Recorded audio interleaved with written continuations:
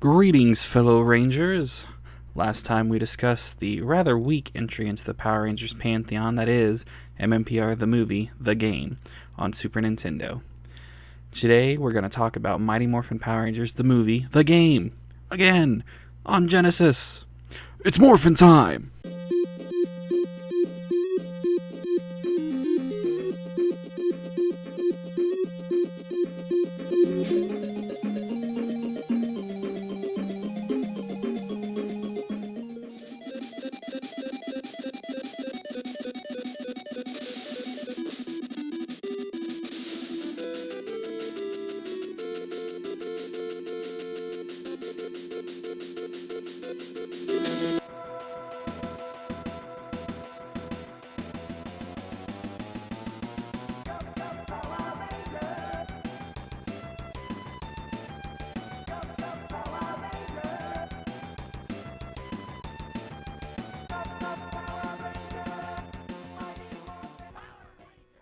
The Sega Genesis version of MMPR, the movie, the game, was released alongside the three other versions. Strangely enough, this game actually kind of sort of follows the plot of the movie. I say kind of sort of because after the first couple levels we segue into a plot from the show, and close with a final fight against Ivan Ooze. You once again have access to all 6 Rangers this time around, including Rocky, Aisha, Adam, and Tommy. But there's a small surprise when we reach the story arc from the show, but we'll discuss that when we get there. As with the first game on the Genesis, you begin each stage already morphed, taking away any of those pesky civilian levels, making the SNES version the last time you'll see the Rangers in civilian forms for quite some time, at least to my knowledge at this point. You go left to right on a 2D plane, this time with movement similar to Final Fight or Streets of Rage than Fatal Fury. You also have an actual health bar. Gone is the extremely annoying segmented life bar present in the SNES version. Enemies are pretty standard by this point. You have a new basic enemy in the Ooze Men, but they're not much more than glorified putty patrollers. There's also buddy patrollers. Can't have a Power Rangers game without putties. Power-ups this time around are the 6 coins of each Ranger, each coin giving a different boost, from health increases to extra lives. Much better than random bits of food that appear out of thin air. Now, the stages are, once again, all pretty stock. Seems to be the bane of this series, not being able to have interesting levels. You start off fighting Oozemen in the streets of Angel Grove, as with every other game so far. Stage 2 sees you back in the streets of Angel Grove, though this time it's dark out. This particular stage takes place after the Rangers have lost and regained their powers, as in the movie. This does lead to some drab environs, but they're about to get more interesting, I promise. It's extremely interesting to note that this version actually has a story. Even better, or worse, depending on who you are. It follows the plot of the movie, as previously mentioned. The last half of Stage 2 sees you in the cockpit of either the Ninja, Megazord, or the Falcon Zord, complete with an awesome 16-bit combining of the Zords.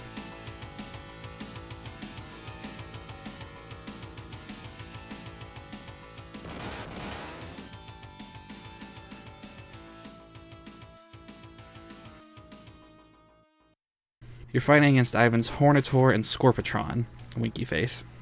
Already we're leaps and bounds above the SNES version.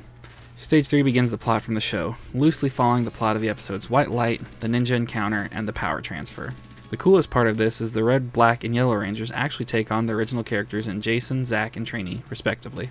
Stage 3 involves a battle through a park in Angel Grove against the Putty Patrollers, and the Scarlet Sentinel Trio, culminating in a battle against the trio with either the Thunder Megazord or the White Tiger Zord in Warrior Mode. Oh yeah. Making this one of the more fully featured games in the franchise. Stage 4 sees you on the goddamn moon, trying to save a pre-Ranger Rocky, Aisha, and Adam from the grasp of Lord Zed. Halfway through the stage, you have a battle with Lord Zed. Huh. Must just be a coincidence. After that, you have a hand-to-hand battle with Goldar. The biggest enemy in this stage is easily the bloody time limit, especially if you're unsure of where to go or what to do, like I was. After Goldar flies off like the giant vagina that he is, you get a chance to kick his ass in the Thunder Megazord. My god, this was the game I wanted as a kid. I don't know why I never played this. I honestly don't. I had both the Super Nintendo and the Genesis growing up, but I didn't play this until much later in life. The only reason I can think that I never played it was because I had a Model 1 Genesis that didn't have AV cables, so I had no sound. Absolutely no excuse to skip a game though, for sure. Stage 5 sees you on Deserted Planet, real original I know, to get the sword required for the titular power transfer. I said tit. The stage is probably the most visually interesting in the game, the red background and burning buildings. The boss of this stage is, strangely enough, an immobile statue that occasionally spits balls of goo at you. The better part of this fight is easily Serpentera chilling in the background, spitting bolts of energy at an inverted pyramid. We then segue back into the plot of the movie, with Stage 6 consisting of a sword battle against the Ivan Ectomorphicon on Ryan's Comet. Sadly, unlike the movie, you don't knock ooze into the path of the comet with a Rochambeau. Very disappointing. Just some standard attacks. Bulk and Skull again make an appearance in the ending, bragging about saving the Power Rangers as they do in the movie. Thankfully, the annoying-ass Fred character in the movie is totally absent from both versions of the game. Overall, this game does a much better job of making you feel like a Power Ranger. You're powerful, but not invincible. Teamwork, while not necessary, makes for a considerably easier time.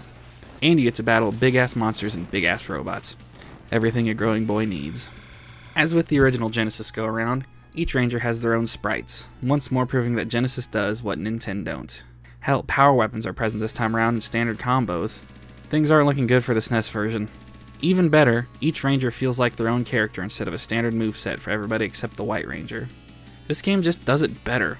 The pacing, the strength of the playables, the villains, everything is here, making it feel more like an extension of the show than just some random mishmash of monsters and stages. Each stage somehow manages to be unique, even though the Zord stages are reused a couple times. They still feel fresh and exciting, even on repeat playthroughs. Better still is that this game actually feels like a sequel to the first game.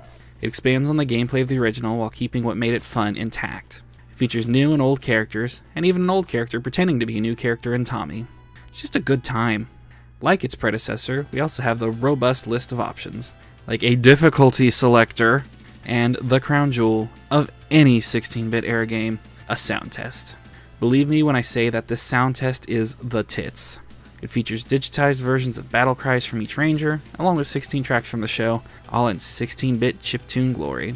Bask in the awesomeness that is the MMPR theme and digitized deliciousness. Soak in the sound bites of Go White Ranger Go, and we cannot forget that Grammy-winning track that is the Bulk and Skull theme. I don't know about you, but I think a chiptune version of that theme needs to be in everybody's life. Yeah, it's that phenomenal. Or more phenomenal. Tomato, tomato. Unlike every other game I've talked about up to this point, I have no past ties with this game. I never played it as a kid, so there's a total absence of nostalgia goggles. This game isn't without its shortcomings, but they're few and far between in an otherwise great game. I won't lie though, I really wish I could have played this as a kid. My 5-year-old mind would have been blown away, for sure.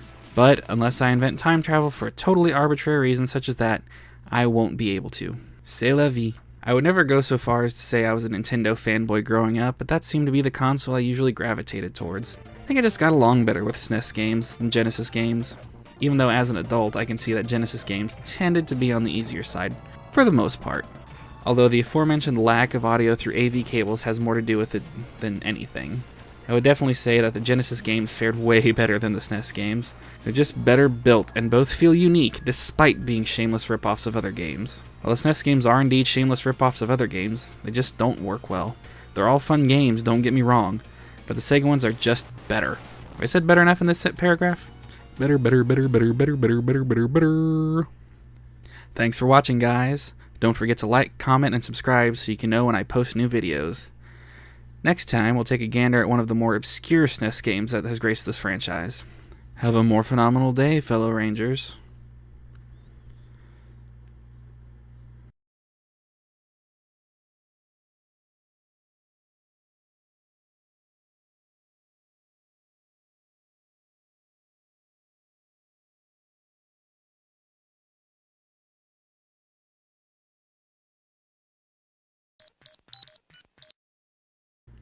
What is it, Zordon?